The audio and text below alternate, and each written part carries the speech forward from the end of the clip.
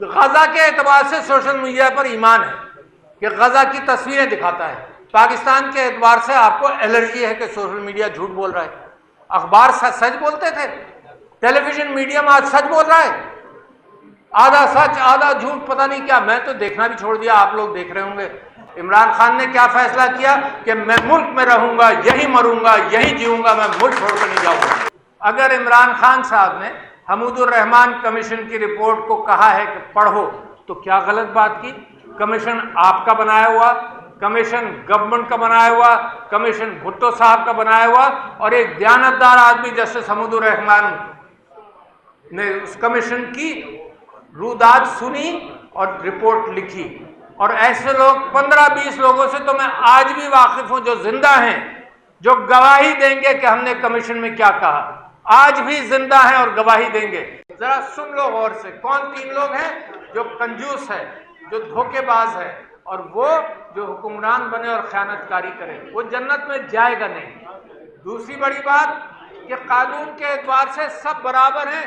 میرے نبی صلی اللہ علیہ وسلم کا قول تھا کہ اگر فاطمہ بھی کوئی جرم کرے گی تو اس کے اوپر بھی قانون لگے گا۔ اس سے بڑا کوئی قول ہو نہیں سکتا پاکستان کے لیے کہ کوئی ہر شخص قانون کے اندر برابر ہو۔ پھر قانون کی بالادستی کے حوالے سے حاکم اور عوام دونوں کو جب دھوکہ ہوتا ہے تو اس کے اوپر جنت حرام ہے حاکم کے اوپر۔ اور میرے نبی صلی اللہ علیہ وسلم نے کہا کہ تم ظالموں کے اوپر بھی رحم کرو، اس لیے کہ ان کو صحیح راستہ دکھاؤ۔ میں یہ چیزیں آپ کو اس لیے بتانا چاہتا ہوں کہ مظلوموں کی آواز اور گونج بڑھتی چلی جا رہی ہے، تو کہاں سے راستہ پکڑوں گا میں، کہاں سے پکڑوں گا اور آپ کہاں سے پکڑیں؟ اس کے بعد میں لانا چاہتا ہوں بات کو محمد علی جناح کے اوپر۔ وکیل تھا، دیانتدار وکیل تھا، اس کی دیانت کے اعتبار سے کسی کو آج تک کبھی کوئی انگلی نہیں اٹھا سکا، مگر اس نے کیا کہا ذرا میں پڑھ کر سنانا چاہتا ہوں۔ صبر کے ساتھ بیٹھیں اور سنیں۔ حمود الرحمان کمیشن کی رپورٹ کے اندر تو اب یہ ہو گیا کہ اگر آپ اس کا ذکر کریں گے تو قانون آپ کے اوپر لگ جائے گا، تو میں امید کرتا ہوں کہ محمد علی جناح کے اقتباس کو اگر میں پڑھوں گا تو مجھے سزا نہیں ہوگی اور میرے اوپر FIR نہیں کٹے گا، کیونکہ جس کو انہوں نے کہی ہے یہ بات انہی کو میں بھی سنانا چاہتا ہوں۔ اور یہ محمد علی جناح صاحب نے آرمی اسٹاف کالج کوئٹہ میں 14 جون 1948 کو یہ بات کہی تھی۔ ذرا غور سے سنو، اور میں انگریزی میں پڑھوں گا۔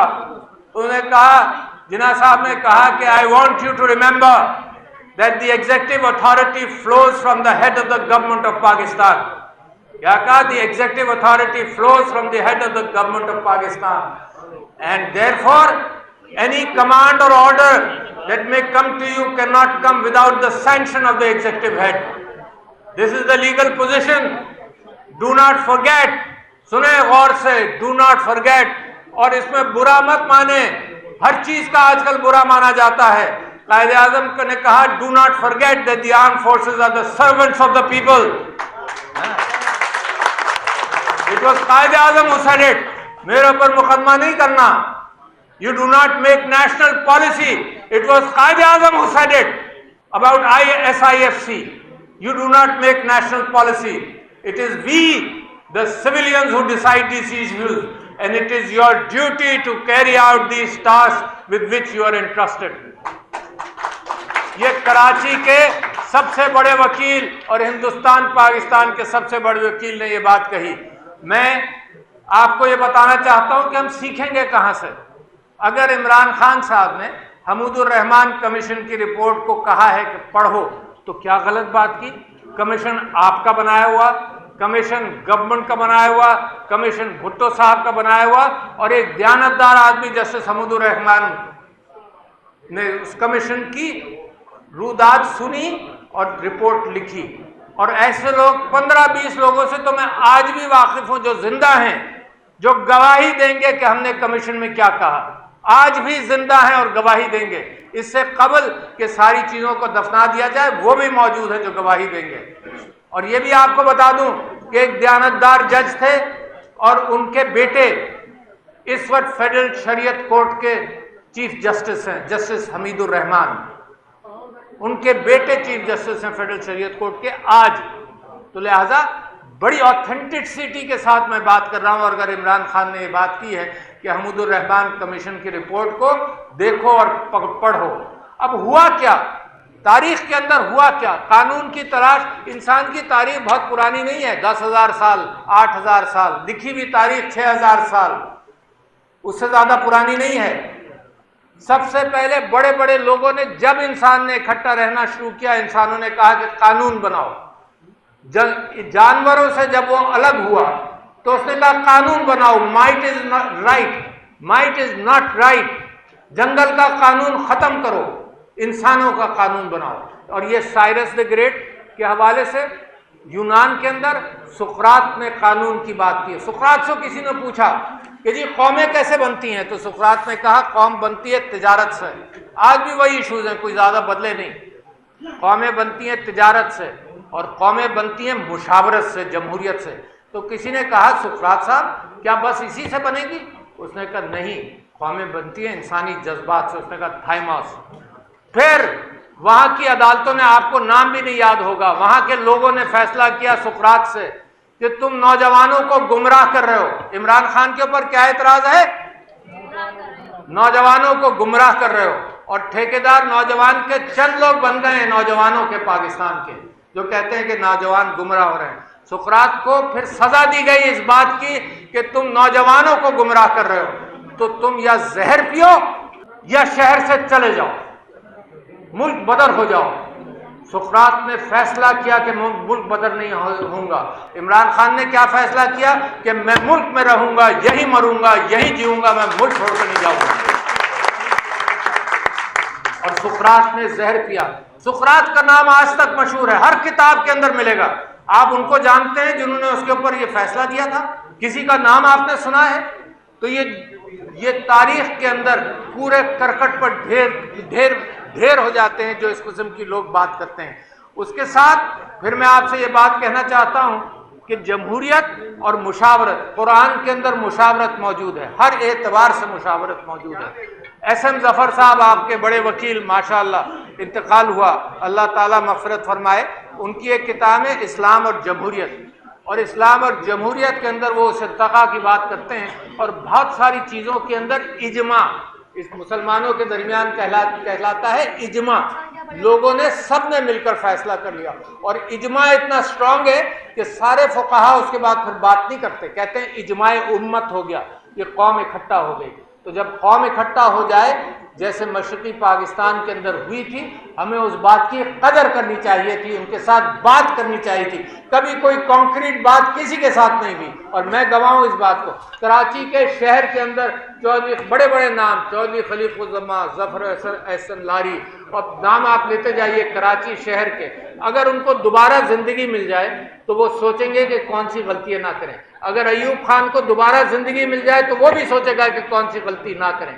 اب جو ارباب اختیار ہیں ان کے پاس موقع ہے، اپنے ماضی سے سیکھ سکتے ہیں. اب حمود الرحمان کمیشن رپورٹ نہیں ہوئی تو کارگل کا ایک سانحہ ہوا ہمارے ملک کے اندر. میں نے لوگوں سے پوچھا، دونوں کا پوچھا، آج سے 4 مہینے سے میں پوچھ رہا ہوں ارباب اختیار سے کہ حمود الرحمان کمیشن رپورٹ پڑھی؟ جن سے میں نے پوچھا انہوں نے تو نہیں پڑھی.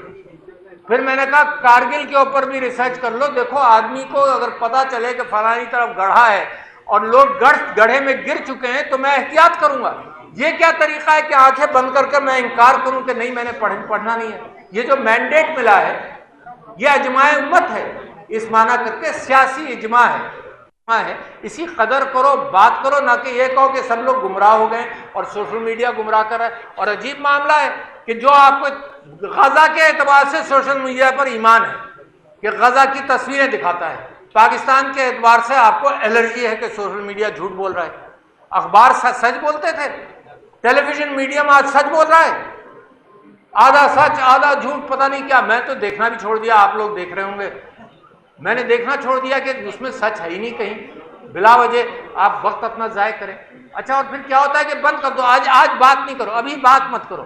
وہ محسن نقوی گئے انگلینڈ، اور چونکہ میں کرکٹ کا شوقین ہوں تو جو ہمارے کرکٹ کے کھلاڑی وہاں کھیل رہے ہیں تو انہوں نے کہا بھائی ابھی بات ہی نہیں کرو، ورلڈ کپ ہو جائے پھر بات کرنا، ابھی تو بند کر دو. اچھا ورلڈ کپ ہو جائے گا، جو ہونا ہے غرق ہو جائے گا، کسی سے سوال بھی نہیں پوچھا جائے گا، ابھی بات مت کرو.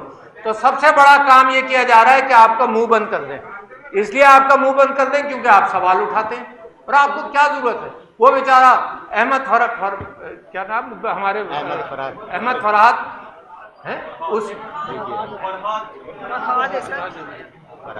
احمد فرحات اس نے کیا ایک تقریر کی اور کیا کہا، بیچارے کو غائب کر دیا، 8-10 دن غائب رہا. مطلب اور اقبال بھی نہیں ہوتا. اچھا دنیا جانتی ہے، آپ نہیں کہہ رہے، دنیا جانتی ہے کہ کس نے اٹھایا کیا کیا. یہاں اس اسٹیج پر بہت سارے لوگ ہیں جن کو اٹھایا گیا، جن کو ڈانٹا گیا، جن کے خلاف ظلم ہوا، جن کو مارا پیٹا گیا، مگر اقبال نہیں کرتا کوئی بھی کہ کس نے کیا. پھر وہ کہاں سے برآمد ہوا؟ ایک جھوٹ کے پیچھے بہت سارے جھوٹ بولنے پڑتے ہیں. وہ برآمد کہاں ہوا؟ آزاد کشمیر. اور آپ نے کہہ دیا یہ ہماری ٹیریٹری نہیں ہے. آپ تصور کریں کہ انٹرنیشنل کمپرومائزز میں، انٹرنیشنل پوزیشننگ میں آپ یہ کہہ رہے ہیں کہ وہ ہماری ٹیریٹری نہیں ہے. وہاں ریجیم چینج آپ نے کر دیا، ایک نہیں 2 کیے. جب عمران خان کے فیور کی حکومت تھی وہاں پر اس کو گرایا گیا، پھر اس کے بعد انتخابات میں گرایا گیا. تو نتیجہ کیا ہوا؟ جب سیاستدان عوام سے رابطہ نہیں رکھے گئے تو وہاں جس انداز سے ریزسٹنس ہوا، خوف کرنا چاہیے نا، سیکھنا چاہیے. کہاں سیکھیں گے بھائی ہم؟ اگر کشمیر سے نہیں سیکھیں گے، آزاد جموں اور کشمیر سے نہیں سیکھیں گے، اگر جو پاکستان کے حالات ہیں اس میں نہیں سیکھیں گے، جو بلوچستان میں پریشانی ہے اس سے نہیں سیکھیں گے، کے پی میں جو پریشانیاں ہیں اس سے نہیں سیکھیں گے، تو سیکھنے کا کیا ہم نے طے کر لیا ہے کہ ہم کچھ نہیں سیکھنا. اچھا جی، میں آپ سے یہ بات کہنا چاہتا ہوں کہ ایک میں نے آپ سے ذکر کیا احمد الرحمان کمیشن اور کارگل کی رپورٹ کے حوالے سے، دوسرے میں کہتا ہوں کہ مینڈیٹ کے حوالے سے آپ نے بات کی.